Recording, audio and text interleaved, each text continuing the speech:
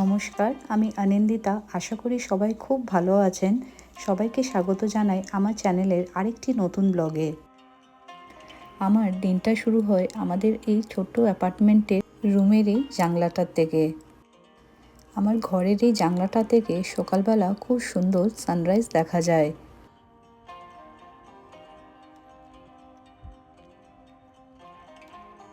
সকালবেলা ঘরের এই জায়গাটা থেকে দাঁড়িয়ে সানরাইজটা দেখতে অপূর্ব সুন্দর লাগে। খুব সুন্দর একটা পজিটিভ এনার্জি পাওয়া যায়। আজকাল ব্যস্ততার জীবনের মধ্যে এই ছোট ছোট জিনিসগুলোকে আজকাল উপভোগ করার আমরা সময় করে উঠতে পারি না। তার জন্য দিনটা শুরু করার আগে 5 মিনিট প্রত্যেক দিন জানলার এই জায়গাটাতে দাঁড়িয়ে সানরাইজটা দেখি।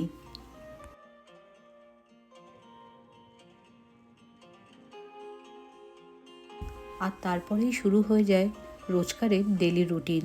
যা হতে সুরজিৎ অফিস পারপাসের জন্য 2 সপ্তাহের জন্য আউট অফ স্টেটস আছে, তার জন্য ঘরে সমস্ত ছোট থেকে বড় সব দায়িত্বই এখন কিছুদিন আমার ওপরে। যা হতে আজকে উইকডেজ, রুহি স্কুল আছে, তার জন্য ফ্রেশ হয়ে রুহিকে রেডি করে স্কুলে পাঠাতে হবে। আর এই শীতকালের দিনগুলোতে বাচ্চাকে সকালে স্কুলে রেডি করে স্কুলে পাঠানো একটা ছোটো মোটো যুদ্ধের মতন। আর আমার তো মনে হয় এই শীতকালের দিনে সকালবেলা বাচ্চাকে ঘুম থেকে উঠিয়ে স্কুল পাঠানোর যুদ্ধটা প্রত্যেক বাড়িতে একই হয়।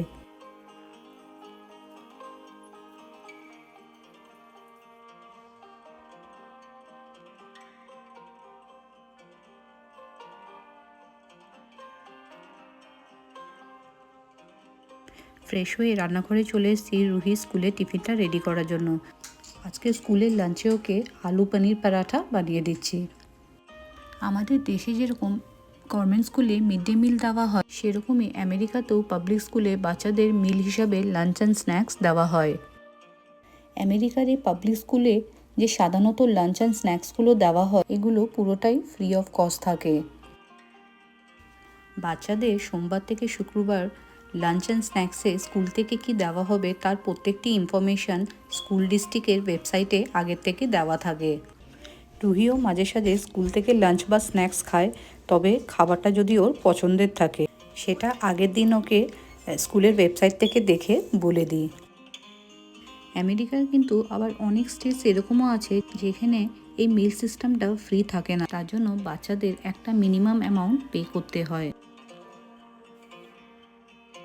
এদিকে রুহি স্ন্যাক্সের জন্য ক্যারামেল পপকর্ন, অরেঞ্জ আর কিছু গ্রেপস দিয়েছি। আর লাঞ্চের জন্য আলু পরাঠা, ক্যাচআপ আর একটা ছোট গামি বিয়ারের প্যাকেট দিয়েছি।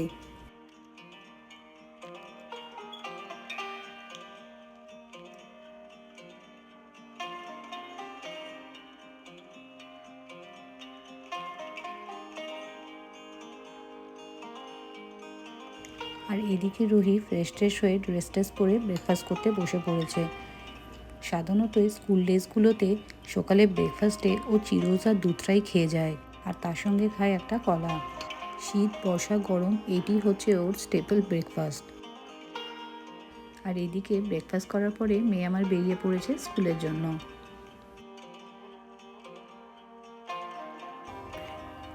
রুহি স্কুল যাওয়ার পরে ঘরের কিছু টুকটাক কাজ করার পরে আমিও ব্রেকফাস্ট নিয়ে বসে পড়েছি। আর এই ব্রেকফাস্ট করতে করতে সাধারণত ইন্ডিয়াতেও কল করে থাকি।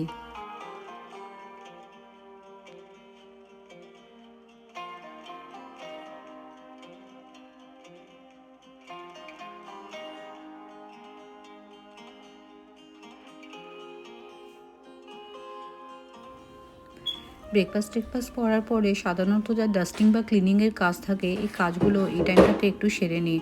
যা হতে দিনের ম্যাক্সিমাম টাইমটাই লিভিং এরিয়ার এই জায়গাটাতেই স্পেন্ড করা হয়, তার জন্য এই জায়গাটাতে নোংরাটাও একটু বেশি হয়। তার জন্য সোফা আর নিচের এই রাগের এরিয়াটা সাধারণত প্রত্যেক দিনই আমাকে ভ্যাকিউম করতে হয়।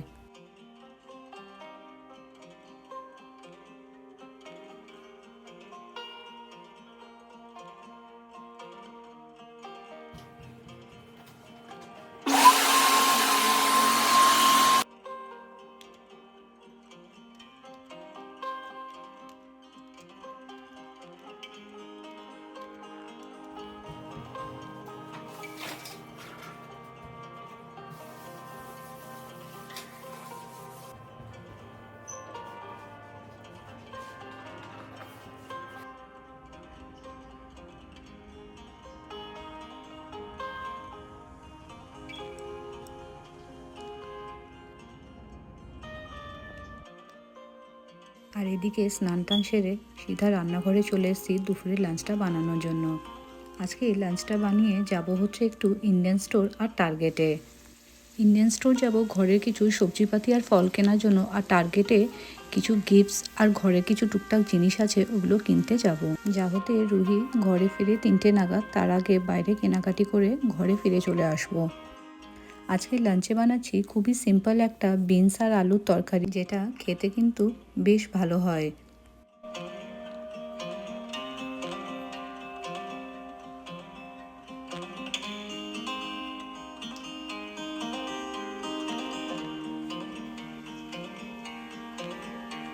আর তারই সঙ্গে বানাচ্ছি একটু ডিমের কষা। যাহতে রুহি ডিমের কষা ভাজা ডিমটা খেতে ভালোবাসে না, তার জন্য ওর জন্য আলাদা করে সিদ্ধ ডিম তুলে রেখে দিয়েছি। আর যাহতে সুরজিৎ তো এখন ঘরে নেই, তার জন্য একটু কম কম রান্না শুধু আমার আর রুহির জন্য। ফ্রিজে দেখলাম 2টো করলাও ছিল, না ভাজলে হয়তো নষ্টই হয়ে যেত, তার জন্য ওগুলোকে বার করেও ভেজে নিলাম। এইদিকে লাঞ্চ আমার একদম রেডি। ঝটপট করে লাঞ্চটা করে বাইরের সব কাজগুলো করে আসবো।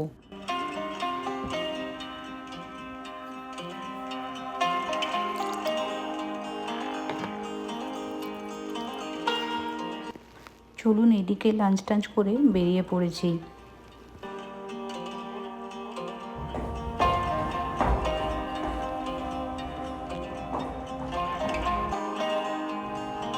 আর এদিকে পৌঁছে গেছি আমি ইন্ডিয়ান স্টোরে।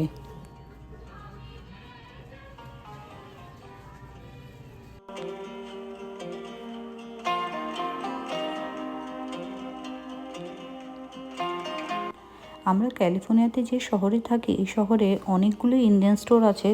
যা হতে এই ইন্ডিয়ান স্টোরটা আমাদের বাড়ির একদমই কাছে, তার জন্য সাধারণত এই ইন্ডিয়ান স্টোরটাতেই আমরা এসে থাকি।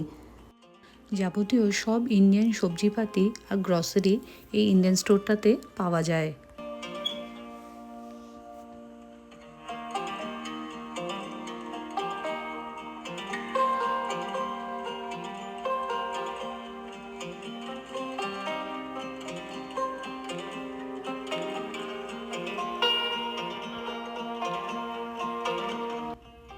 আর এখানে দেখছেন পরিষ্কার করে কেটে ডাবও পাওয়া যাচ্ছে।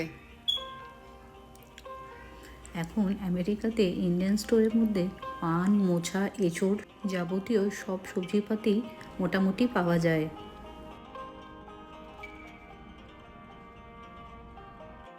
আর এইদিকে সজনে ডাঁটার পাতাও বিক্রি হচ্ছে।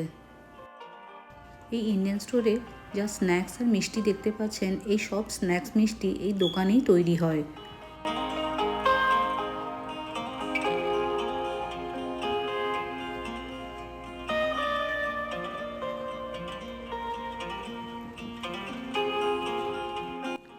আমেরিকার এই ইন্ডিয়ান স্টোরগুলোতে নানা ধরনের ডাল, চাল, আটা সব কিছুই ইন্ডিয়া থেকে এক্সপোর্ট হয়ে আসে।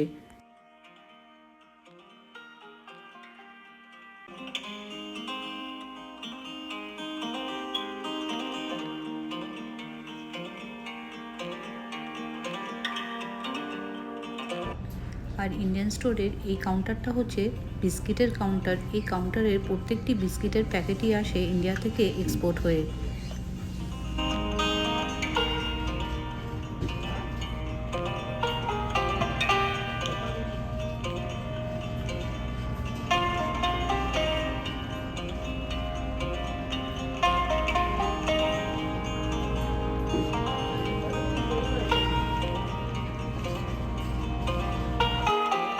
চলুন, এদিকে আমার কেনাকাটি হয়ে গেছে, বিলিং করানোর জন্য লাইনে দাঁড়িয়ে আছি।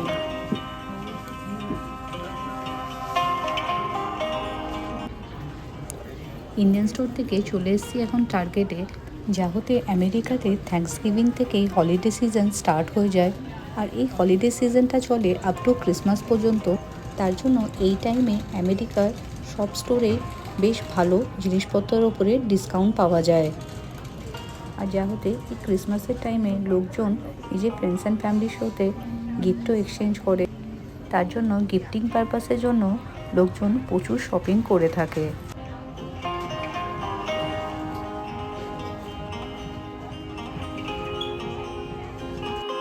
যেহেতু সামনে ক্রিসমাস আসছে, তার জন্য এখন আমেরিকাতে মোটামুটি সব দোকানে ক্রিসমাস রিলেটেড নানা রকমের জিনিসপত্র দেখতে পাওয়া যায়। এই সামনে যে দেখতে পাচ্ছেন এগুলো হচ্ছে জিঞ্জার ব্রেড হাউস কিট। আমেরিকাতে ক্রিসমাসের টাইমে এই জিঞ্জার ব্রেড হাউস মেকিংটা বাচ্চাদের মধ্যে খুবই একটা পপুলার জিনিস। এই প্রত্যেকটি প্যাকেটের মধ্যে এই জিঞ্জার ব্রেড হাউসগুলো বানানোর নানা রকমের ডেকোরেটিভ জিনিস দেওয়া থাকে। প্যাকেটের ভেতরে দেওয়া থাকা নানা ধরনের ডেকোরেটিভ জিনিস দিয়ে বাচ্চারা খুব সুন্দর সুন্দর জিঞ্জার ব্রেড হাউস বানায়। এই ক্রিসমাসের টাইমে আবার আমেরিকাতে বহু জায়গাতে এই জিঞ্জার ব্রেড হাউস বানানোর কম্পিটিশনও হয়, যেখানে লোকজন খুব সুন্দর ফ্রস্টিং, আইসিং, ক্যান্ডিজ দিয়ে জিঞ্জার ব্রেড বানায়। বেকারি সেকশনের এই কুকিজগুলো দেখুন কি কিউট দেখতে না। ক্রিসমাসের কালার মনেই হচ্ছে লাল, সবুজ আর সাদার রং। তার জন্য জামা কাপড়ের সঙ্গে সঙ্গে এখানে কেক আর কুকিজগুলো লাল আর সবুজ কালারেরই বিক্রি হচ্ছে।